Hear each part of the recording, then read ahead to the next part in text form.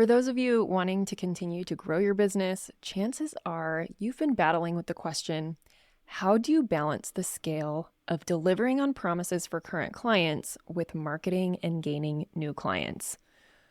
And if you're new here and starting your business, gaining more clients may be your primary focus, so this may not apply to you, but I do want to let you know I have a resource for you on this, which is my signature program, the Bookkeeping Business Accelerator. This is a comprehensive program designed to help you design a business that serves you, attract the clients that you love working with, and optimize the way that you work so that you're able to balance your work with your life and the CEO time with the client work, and truly have a business that is set up intentionally with the end result in mind. In just a couple of days, if you're listening live to this episode, we are running a sale on the Bookkeeping Business Accelerator. It starts May 22nd and runs through May 26th. It's just open for 1 week at this special sale price. We are adding some special payment plan options as well to make it more accessible in addition to the discount. And we are throwing in a special bonus for anyone who joins on the first day, which is May 22nd. So go to ambitiousbookkeeper.com/VIP and save that link and set your reminders to check it out on May 22nd. Again, the link is ambitiousbookkeeper.com/VIP, and the link is also in the show notes. All right, let's now get on to today's episode. Hey, and welcome to the Ambitious Bookkeeper Podcast. I'm Serena. I am a CPA and mom of 3, and I'm running a virtual bookkeeping business mostly from my home. You're in the right place if you're a bookkeeper, accountant, or an accounting student, and you know that your purpose is bigger than sitting in a cubicle. If you're ready to learn some actionable tips and strategies to help you start and grow a bookkeeping or accounting business, I hope you stick around. In today's episode, I'm going to talk about how to manage and balance gaining more clients with delivering on the promises with current clients, as it seems to be something that is pretty top of mind for a lot of us right now. And I've had experiences working with other service providers recently where they haven't been doing the greatest job of this either. It's allowed me to really reflect on how I'm doing this in my own business, and am I managing this correctly or managing it well? And a lot of the students and other bookkeepers that I work with are also kind of struggling with this balance. So I figured now is a really good time to talk about this. So one of the biggest challenges that you might face as you grow your business is balancing that new bookkeeping client acquisition with delivering on the promises and work for current clients. And as a bookkeeper, you're constantly striving to grow your business, but at the same time, you want to ensure that you're delivering the best service possible to your current clients. So finding that correct balance between the two really is going to be crucial in building a successful and sustainable business for you. So I'm going to start with a few tips. Actually, I'm going to give you 3 tips today on this episode. So grab a notebook or your favorite notes app and sit back and jot down some ideas as things pop up for you, and just reflect on your current situation and your process to make sure that you are intentional with this and thinking about this and making sure that you have some certain things in place. So tip number 1 is to prioritize the communication with current clients. Now, communication with your current clients should always be a top priority, but sometimes, and I fall into this too, sometimes we get to where we're behind and we're like really nervous about bringing that to our clients' attention. And we just kind of want to like brush it under the rug and hope that like I can catch up and everything will be fine and they won't even need to know that there was an issue. But regular communication with your clients really can help you understand their needs better and provide them with better service. And it helps build trust and loyalty, which is going to, in the end, lead to more work and referrals from those clients. So making sure that you're staying in touch with your current clients regularly, whether it's through email or phone calls or in-person meetings if you work locally, ensure that you're really addressing their needs and concerns and are providing them with updates about their accounts. This will help them feel valued and appreciated, and they'll be more likely to recommend your services to others, like I said. So even if you're feeling behind or nervous about communicating, the absolute worst thing you can do is ignore your clients and not keep them updated. And this can also really, this tip, prioritizing communication with current clients, it can also be really challenging for those of us who really enjoy the sales and marketing activities, because I know I love meeting new businesses and learning about what they have going on, whether or not I think that we can help them. And when you have a big goal to grow your business, sometimes we over-dedicate time to acquisition efforts, which brings me to tip number 2, which is to schedule specific times for these client acquisition or marketing or sales efforts. So if you're growing a business, client acquisition, which is the process of bringing on new clients. So that could encompass your marketing activities, your networking activities, your time to build out proposals, your time to take sales calls, your time to work on your website and do social media posts. All of that is part of your client acquisition process. So it is an essential part of growing your business, but it's also important to focus on delivering that quality work for your current clients, like we talked about. So to balance the two, I recommend scheduling specific times for those client acquisition efforts, which would be, like I said, attending networking events or doing your social media outreach. Either setting a certain amount of time daily, like a small chunk of time, and setting yourself a timer to hold yourself accountable so you don't go down a rabbit hole, like 30 minutes a day or 20 minutes every morning, or a weekly amount if you're just doing it maybe once a week. So setting aside a few hours each week to do your follow-ups, to do your outreach, to batch out your social content if you're doing it yourself. And even if you don't need clients yet, doing this consistently will enable you to not stress later on. And by setting aside specific times for client acquisition, you can ensure that you're not neglecting your current clients while you're still seeking new business opportunities. This way you can focus on providing quality service to your current clients without getting sidetracked by the pursuit of new clients. Okay? Now, tip number 3. Not just consider, but I highly recommend, if you are in a place where you are struggling to balance all of this and you're trying to grow your business, it is time to start outsourcing tasks. As a bookkeeper, it's important to focus on your core services, which is bookkeeping. However, there are various tasks that require your attention because you are the owner, right? So administrative work, marketing, social media management, managing other contractors, managing your team, all of this takes up a lot of your time. So outsourcing these tasks, anything that you can that isn't essential for you to be doing, hiring a virtual assistant or another freelancer is going to help free up your time and focus on growing your business. So tasks that aren't essential for you to be performing, but still need to be done, because all of this stuff needs to be done. And if something doesn't need to be done, like nobody needs to be doing it, just scrap it completely. This will ensure that you are spending your time providing quality service to your clients and still having time to focus on acquiring those new clients. I would even suggest considering hiring a part-time bookkeeper if you are a solo bookkeeping owner to take on more of the simple bookkeeping tasks like processing bank feeds and reconciling bank accounts. You don't have to have them do the whole thing end to end, but wherever you can have someone support you in the quote unquote lower level tasks to get done, the better, especially if you are like trying to focus on growing your business and bringing on more clients. You're eventually going to need that person anyway. So I always like to refer to my situation when I hired my first bookkeeper, who you're going to hear from in a couple of weeks here on the podcast. I only had 5 clients, and I was only realistically working on client work a few hours a week, but I was also dedicating a lot of time to growing the business. So for me, it was easier for me to find someone to bring on and help me with those daily bookkeeping tasks that were more simple and easier to transfer the knowledge on.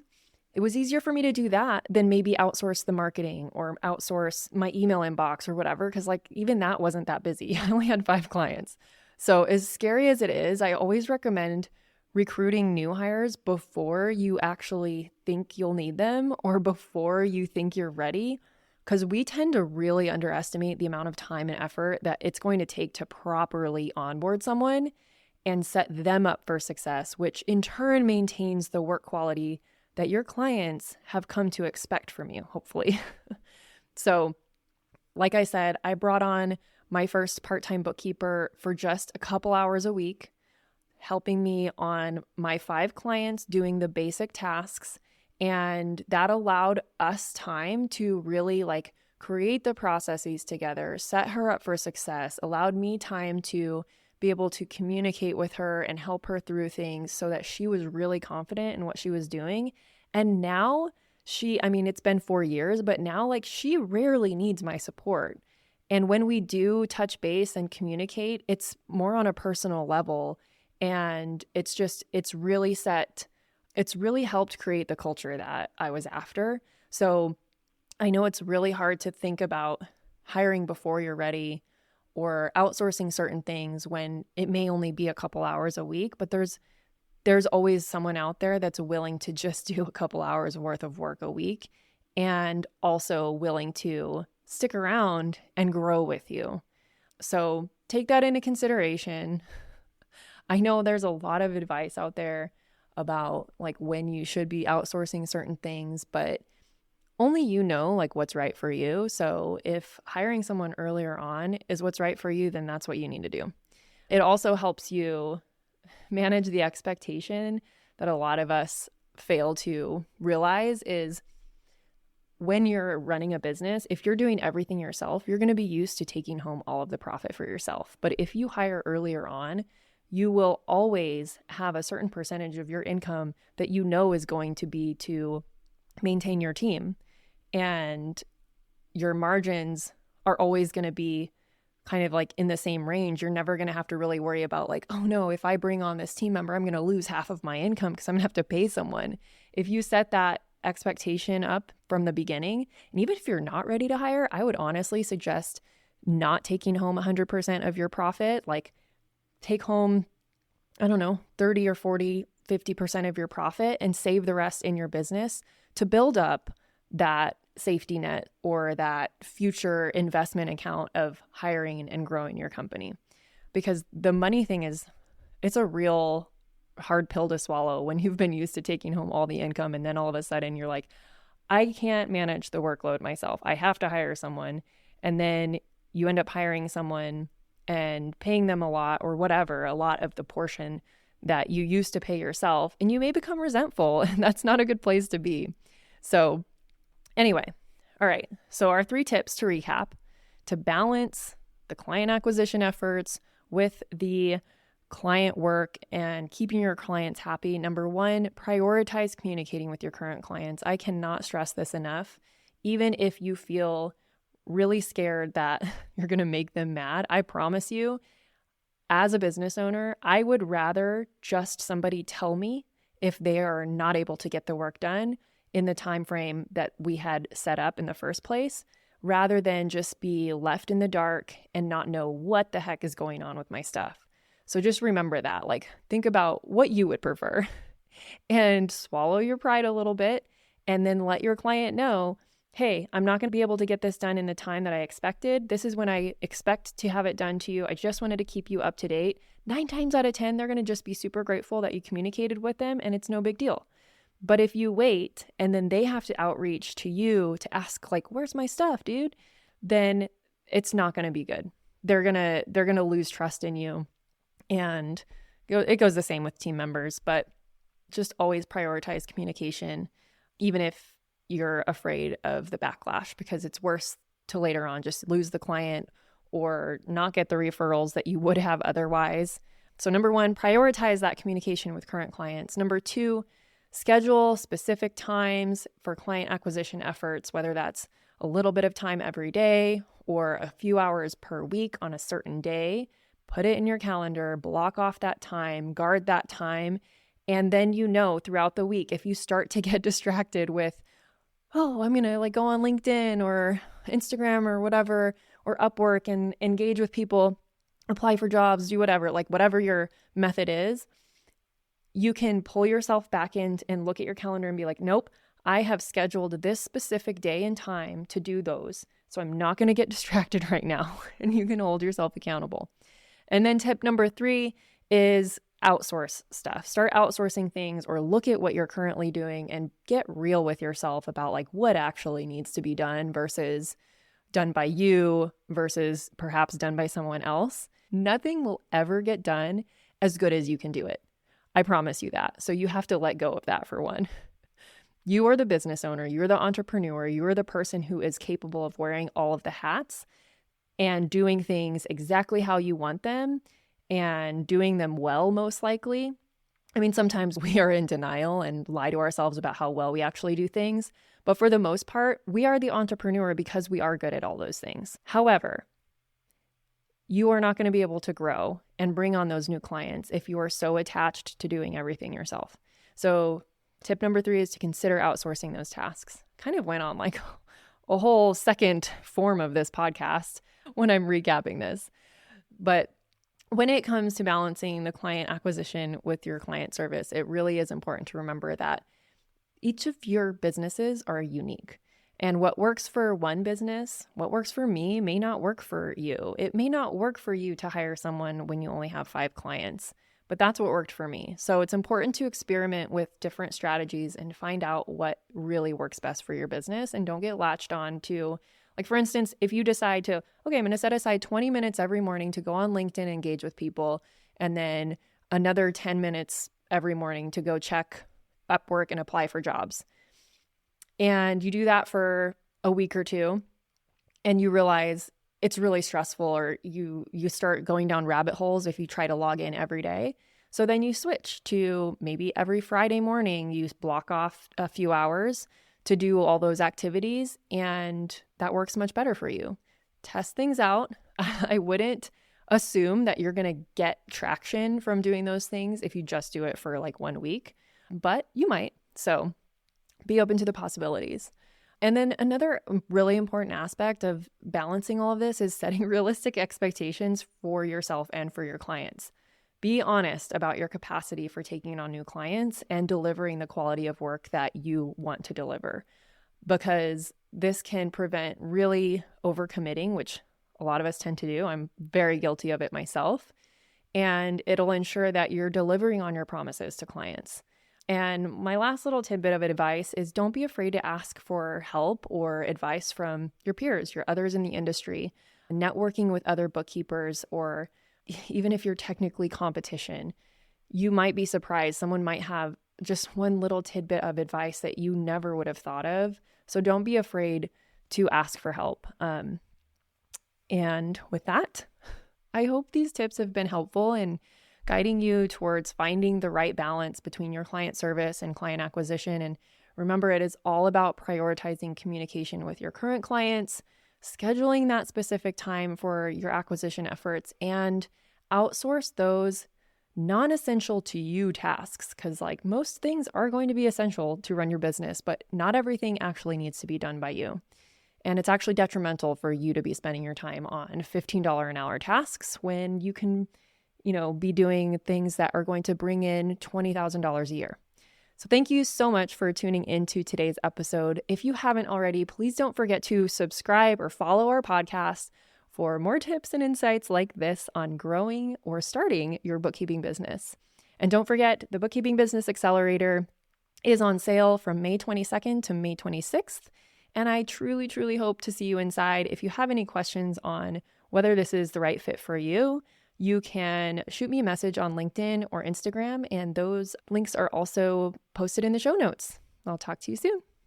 Bye. Thank you to everyone who helps make this podcast possible. Content and interviews are produced by me, Serena Shu. Our intro and outro music is written and performed by my brother, Ian Gilliam. Editing is also by Ian using his awesome sound engineering skills along with Descript software. Hosting and publishing is by Buzzsprout, and you can check out the show notes for links to all of these amazing resources and resources mentioned in the episode.